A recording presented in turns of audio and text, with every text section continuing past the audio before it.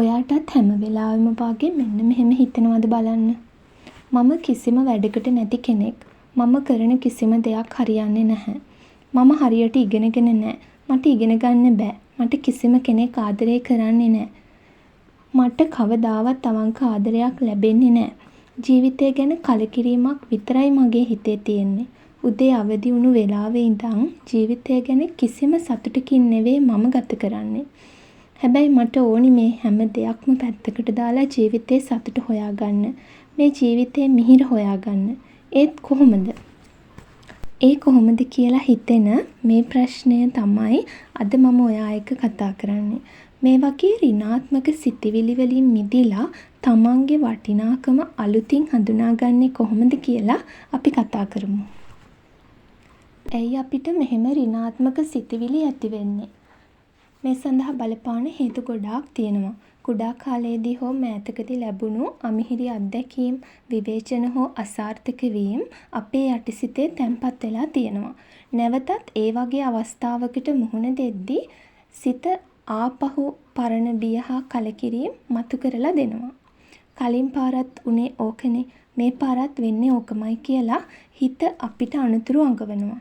ඒ වගේම ඍණාත්මක සිතිවිලි වලට ප්‍රධානම හේතුවක් තමයි මේ සමාජ මාධ්‍ය. අපි දකින්නේ අනිත් අයගේ ජීවිතවල තියෙන ලස්සනම සහ සාර්ථකම පැත්ත විතරයි. ඒ දේවල් එක්ක අපේ සාමාන්‍ය ජීවිතේ සංසන්දනය කරන්න ගියාම මං අසාර්ථකයි. මගේ ජීවිතේ කිසිම සතුටක් නෑ වගේ සිතිවිලි ඇති වෙනවා. ගොඩාක් වෙලාවට අපි අපේ වටිනාකම් මනින්නේ බාහිර දේවල් වලින්. උදාහරණයක් විදිහට මට හොඳ රස්සාවක් නැත්නම් මං වැඩකට නැති කෙනෙක්.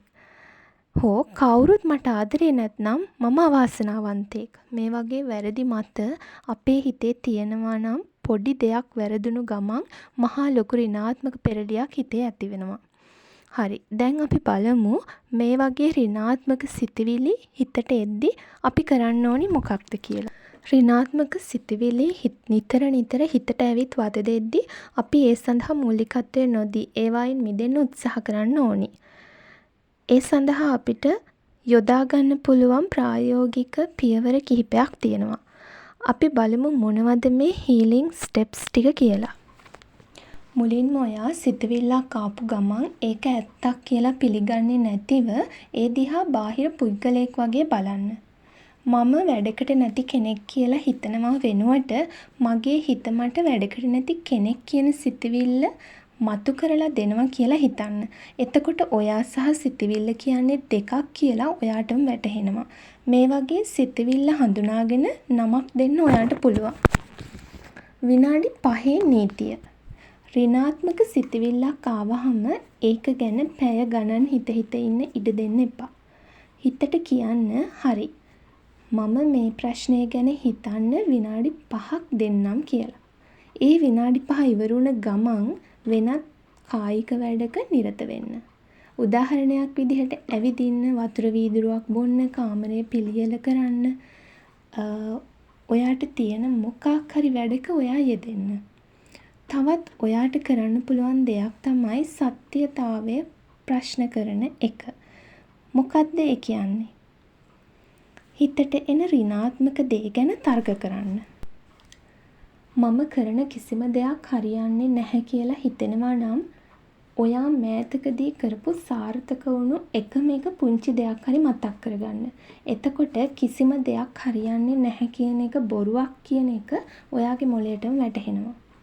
හිත ඇතුලේ සිතවිලි හිර කරගෙන ඉන්නකොට ඒවා ලොකු පීඩනයක් ඇති කරනවා. ලස්සන පොතක් පෑනක් අරගෙන ඔයාට දැනෙන දේ ඒ විදිහටම ලියන්න. ලියලා අවසන් වුණාම ඔයාගේ හිතට පුදුමාකාර සැහැල්ලුවක් දැනේවි. හිත අතීතයේ පසුතැවීම් වල හෝ අනාගතයේ බය ඇතුලේ දුවනකොට මේ ක්‍රමේ පාවිච්චි කරලා බලන්න.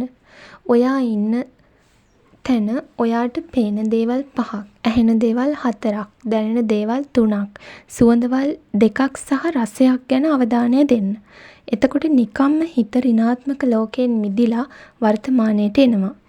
චුට්ටක් හිතන්න ඔයාගේ හොඳම යහළුවෙකුට මෙහෙම දෙයක් සිද්ධ වුණොත් ඔයා එයාට බනිනවද? නැහැනේ. ඇයි මට මෙහෙම හිතෙන්නේ? මම මෝඩයෙක් කියලා Tamanටම දොස් පවරා ගන්න එපා.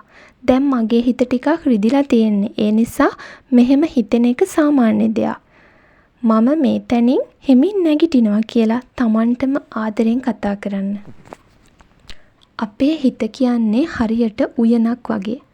වල් පැල ඒ කියන්නේ ඍණාත්මක සිතුවිලි පැලවෙන එක නවත්තන්න බෑ. හැබැයි අපිට පුළුවන් ඒ වල් පැල ගලවලා දාලා ලස්සන මල් පැල ඒ කියන්නේ ධනාත්මක සිතුවිලි වවන්න පුරුදු වෙන්න. ඒක එක දවසකින් කරන්න බෑ. හැබැයි පුරුදු වුණොත් ඔයාට පුළුවන් ඔයාගේ හිතේ ලස්සන උයන් පල්ලා වෙන්න. එහෙනම් අදට නවතින්නම්. තවත් දවසක එනකම් සතුටින් පරිස්සමින් ඉන්න. මාව අහගෙන බලාගෙන හිටියට thank you so much.